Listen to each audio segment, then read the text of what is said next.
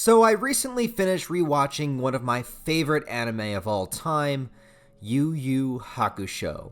This series is so incredibly close to my heart for many reasons, and I've been a fan of it ever since the first day that it premiered on American television. And I'm not saying that to try to sound cool or anything. I literally remember watching the very first episode on Adult Swim back in the day. And yes, it was on Adult Swim before it went over to Toonami. A lot of people tend to forget that. But I had no idea what this show was about when I began watching it. All I knew is that the intro song was fire, and it grabbed me immediately with its introduction of Yusuke Urameshi as an outcast teenager who grew up on the streets and seemed to have the whole world against him. But upon seeing his own funeral and the impact he made on just a few people that he cared about, it honestly really touched me and motivated me at the time. And this was before the show became a giant action battle shonen with a variety of demons, energy blasts, and epic showdowns for the fate of the living world. A pleasant surprise for me, no doubt, when it transitioned into that, but I was here for Yusuke and to watch his coming-of-age story as he struggled to find his place within multiple planes of existence and the things that truly mattered to him in life. If anyone hasn't watched Yu Yu Hakusho, I highly implore that you do so. Some people find it to be too dated to watch now because it's a 90s anime, but that was my jam from the get-go, so the animation doesn't bother me at all. It's based on the first big shonen series that was made by Yoshihiro Togashi, who eventually went on to do Hunter x Hunter. And by the second half of the series, you definitely see the DNA of what would eventually become Nen and that whole power system that he would use there. And as much as I love this series, I make it a point to rewatch it every 4 to 5 years or so. I sometimes forget that there are some other Yu Yu Hakusho media out there besides the main series. And one that remains this strange enigma and has confused and stuck out like a sore thumb for the past 20 plus years is the Yu Yu Hakusho movie known in America as Poltergeist Report, which is an odd title for the movie since it's just a rough translation of what Yu Yu Hakusho means, but anyways, like many popular shonen series, they are usually accompanied by some movies that come out while the show is currently running or shortly after to try to make a quick extra profit on the popularity of it. Almost every major shonen anime has them. Dragon Ball had a whopping 13 movies alongside its original 90s anime run. Naruto has movies, Fullmetal Alchemist has movies, Hunter x Hunter has 2 movies, and so on. So it's no surprise that Yu Yu Hakusho would also get the same treatment. The thing that most of all of these anime movies have in common, though, is, well, they suck ass. They are what they are. Cash grabs. They make a quick plot that can be solved within 90 minutes or less oftentimes. They have the popular characters in it. They make sure they all get a fight scene and use their special move. They have an inconsequential villain that will make zero impact on the overall story, who is way too strong for them to overcome until some miraculous stroke of magical luck happens in the last 10 minutes of the movie and the bad guy is somehow now defeated. Everyone is happy, and it's never mentioned again for as long as time goes on. Because none of these movies are canon, and they're not meant to be. If you don't know what I mean, it's when the plot and narrative of the movie cannot actually exist within the main storyline. There's nowhere to place it that would make sense. Dragon Ball Z was the worst contributor of this by far, actively having characters in a time period where they should be dead exist here and interact alongside the rest of the characters. There are some anime movies from these shows that you can try to cram in within the series to be canon, but there's always things that you have to either overlook or ignore completely. In the Hunter x Hunter movie, The Last Mission, you could theoretically say that this happened if you for some reason say that Gon and Killua just abruptly stopped their mission with Kite in order to fly all the way back to Heaven's Arena to have an adventure there before going back to Kite. I mean, yeah, I guess that's possible to have happened, but you have to stretch a lot of the story in order to make it fit. Yu Yu Hakusho has 2 movies, but honestly the first one should not even count as a movie because it's only 30 minutes. So it's only like 7 to 8 minutes longer than a regular episode. And that's just it. You watch it and it just feels like a regular episode. Koenma is kidnapped, some demon kid wants this thing called the Golden Seal. It's a pretty irrelevant movie. This one doesn't have a hard time fitting into the timeline really if you wanted it to. I'd say it's before the Dark Tournament, so that's the easiest time to put something in the Yu Yu Hakusho universe. But that would also mean that Yusuke and the team are still pretty weak at this point. But regardless, it does give you that little extra Yu Yu Hakusho flavor, and to me, just boosts the episode count from 112 to 113. I don't really view it as a movie, and honestly, I forget it even exists most of the time.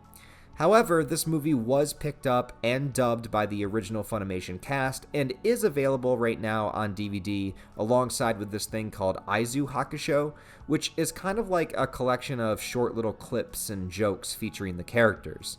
There's one where they all have strange nightmares, there's one where they're interviewed before the tournament, and a few other little things like that. It kind of feels like a short slice of life bonus clips to get to the series. Nothing of real importance, and probably would only be enjoyed by hardcore fans of the series, but I guess I enjoy that it exists. It's just that little extra Yu Yu Hakusho flavor to satisfy the itch for some more content. But then we get to this. The main thing I wanted to talk about in this video, the second Yu Yu Hakusho movie. The only one that's movie length, 90 minutes, and originally titled in Japan something that translates to like Chapter of the Netherworld or something along those lines. I can't find an official direct translation, but that's close enough. This film has such an odd history in America when it comes to its dub and release. To this day, this movie has never been dubbed or released by Funimation Studios.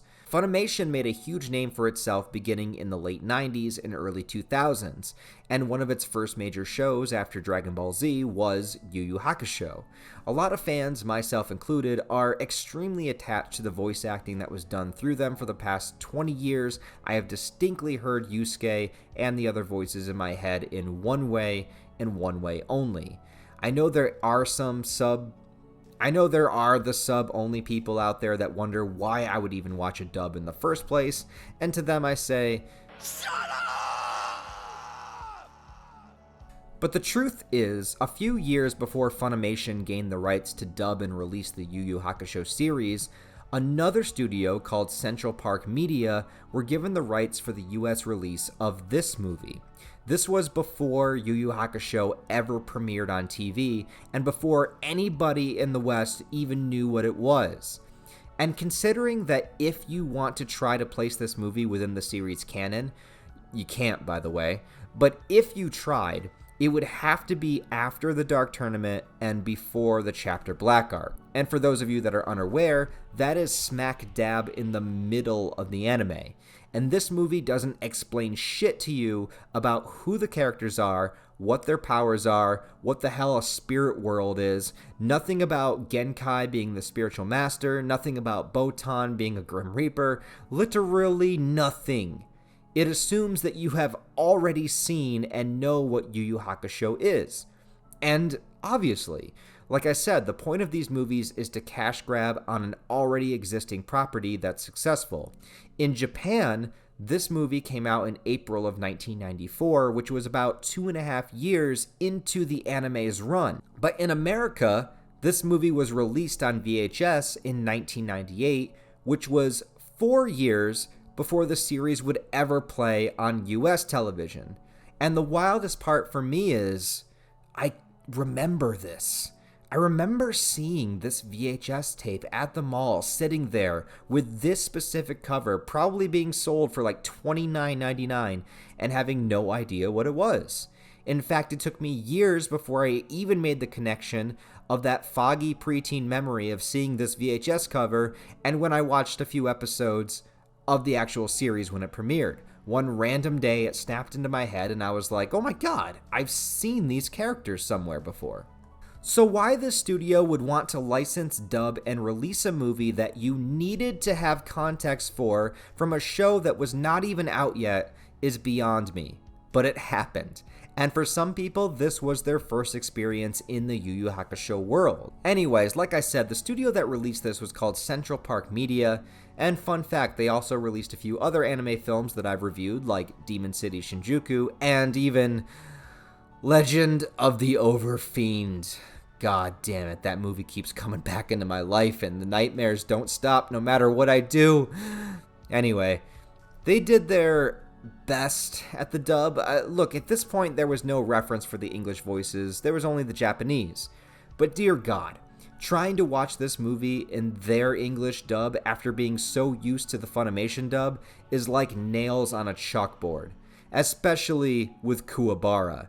Or should I say Kuwahara, as he's called in this movie. Like, really?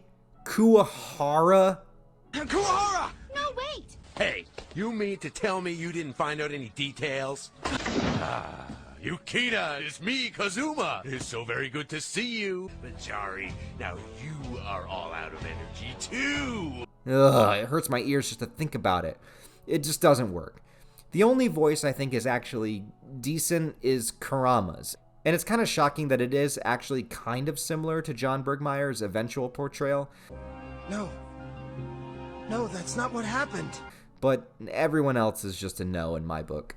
And overall, it's kind of torture to listen to. But continuing the strange things here is that this also happened with the first 30-minute Yu Yu Hakusho movie. It was originally dubbed and released in the same year of 1998, but by a completely different studio called Anime Works. They also released a lot of popular 90s anime like Rurouni Kenshin. But the same thing applies. Horrible voice acting, and it's a far cry from the Funimation, and you have to know what's going on in Yu Yu Hakusho to understand this movie. But this one, the 30-minute one, was eventually redubbed by Funimation and released with the Aizu Hakusho extras. But this left the other movie. I guess the superior movie, as it's the only one that I feel like counts as a movie, and is at least way better with its action and, well, I guess story. A very basic story with one-note cookie-cutter evil villains that have zero personality. I mean, come on. Yu Yu Hakusho is known for its complex and interesting villains. The manga was written by Yoshihiro Togashi, for God's sakes, the guy that's given us some of the best written shonen villains of all time. And this movie gives us this guy. Sure, he looks cool, I guess, but he's just your basic generic bad guy doing bad things. I don't even remember his goddamn name. But it's not important right now. I'm getting way off track. The point of what I was trying to say is why the hell was this movie never redubbed and released by Funimation?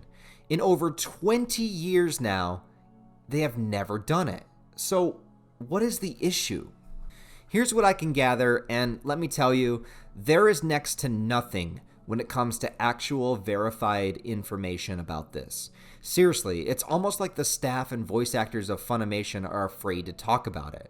Almost like there's some strange spiritual curse on this film, and it must be banished into the deepest depths of limbo to never be discovered by anime fans ever again.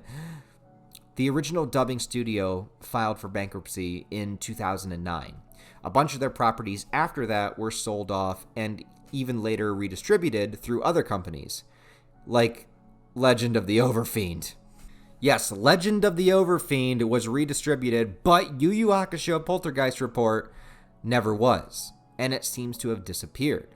It was released on DVD around the same time the anime series started. After that, there was a few reprintings in the mid-2000s to capitalize on it being now popular, but then that was it. It's never been released on Blu-ray, and Funimation never dubbed it. If you don't have one of these DVD copies from way back in the day, then you are out of luck if you want to own this thing. I can't even seem to find one piece of actual confirmed evidence as to why they never got to dub it. There has been dead silence, and I'm sure the issue is something with the rights being held up somewhere in between the Japanese, the bankrupt company, Funimation themselves. The only thing I could find from the voice actor of Yusuke himself back in 2011, when he was asked if they were going to dub this movie, he said, "We're still working on that." And it's been 11 years since that moment. Now things get even stranger because if we flash forward to 2018, there was a special 2-episode Yu Yu Hakusho OVA that was released in Japan. I'm going to be talking about this in my next video, so I'll get into it then. But shortly after it came out in the 2019 Comic-Con, Funimation announced that they would be doing a dub for the new OVA, and that it would come out very soon. And it never did. And now there has been even more dead silence when it comes to this one. I get that 2020 probably pushed a lot of things back, but now it's been 3 years since the announcement with 0 updates. I mean, I guess being a Togashi fan, we sometimes have to wait 3 years before an update happens, but goddamn. What could possibly be stopping the Yu Yu Hakusho dubs from happening? And does the 2018 OVA have anything to do with the missing movie? Well, probably not, but it's very strange nonetheless. This is like the only anime property that seems to be having this much difficulty in the modern world of getting dubs. But anyway, if you want to know my opinions on the actual movie, now that all the technical behind the scenes stuff has been laid out, well, it's not a good movie. I mean, it's not the worst thing in the world. Obviously, it's better to watch this one sub so you don't have to try to tear your eardrums out. But I would only recommend this movie to hardcore Yu Yu Hakusho fans. Like I said, it explains nothing to you about the characters or the lore, so you have to already be invested in the series to know what half the things they're talking about mean. And the storyline is a very bare-bones generic one. It creates its own lore of a whole new dimension that used to exist. There's the living world, spirit world, and demon world that we know, but in this movie there claims that there was once a nether world that was destroyed and banished by King Enma long ago. A lord of that nether world still exists, he's super powerful, and he's trying to bring it back into existence, and Yusuke and the team have to try to stop him. And that's it. That's the whole movie. It creates a bunch of no-name throwaway enemies that each character gets somebody to fight. The Kuwabara fight is actually pretty decent, and I like that it gives him some time to shine. I was happy to see that. Hiei, of course, gets to use the Dragon of the Darkness Flame, and this is literally the only other time it ever shows Hiei use his green demon form with all the eyes all over his body, which is kind of funny because that form was sort of retconned in the actual anime, as in he uses it once early on, and then never again, and it's never mentioned or talked about, in favor of wanting Hiei's third eye to have a different meaning and him developing the dragon flame techniques. So it's very odd that the movie put it in, but I imagine it had a whole different writing staff making things up as they went along, since this is not from Togashi himself or adapting anything from the manga. It all builds to a climactic final battle between Yusuke and the main villain, with the other characters joining in. I do think the final fight is animated pretty well, and I do like how the whole team joined together their spirit energy and attack with this weird spirit wave darkness flame dragon thing. It's pretty cool. Oh, and I do want to mention that the music in this movie is really great. They take the themes and music from the series and add a strange, like, orchestral spin to them, and it's the same music, but a new take on it, which I just appreciated and thought it was pretty creative. But honestly, this is a weird one to recommend. Even as a huge Yu Yu Hakusho fan, I find the movie to be charming at best, but forgettable and bland. And it feels like what I hate these movies feeling like, just a cash grab. Also, since I am so attached to the series dub and the dub for this movie is atrocious, it's hard to want to casually watch. The best thing this movie does is give you a little bit of a Yu Yu Hakusho fix in a world where we don't have a ton of content for this series. There's 112 episodes, 2 bleh movies, the bonus Aizu content, and now there's a 2018 OVA. But I think it is worth an interesting glance at if you are a big fan, and I'm genuinely curious if anybody out there saw this first before the anime series came out. I know this was the first exposure to it for some people, and if that's you, please post in the comments below because I am so curious what it was like seeing this with almost nothing explained to you. Anyways, guys, I just wanted to shine a light on this long-forgotten movie and the strange dubbing situation behind it. Let me know if you enjoyed this video by liking it, and especially let me know if you want more Yu Yu Hakusho content, because I would love to do that. Also, please check out the links in the description below for my merch store and Patreon. Even as low as $1 a month would be super helpful and help keep the channel alive. I'd very much appreciate it. There's lots of perks in there as far as shoutouts and video requests and all that kind of stuff. Other than that, guys, thank you a lot for watching this video. Truly do appreciate it, and I'll talk to you all next time.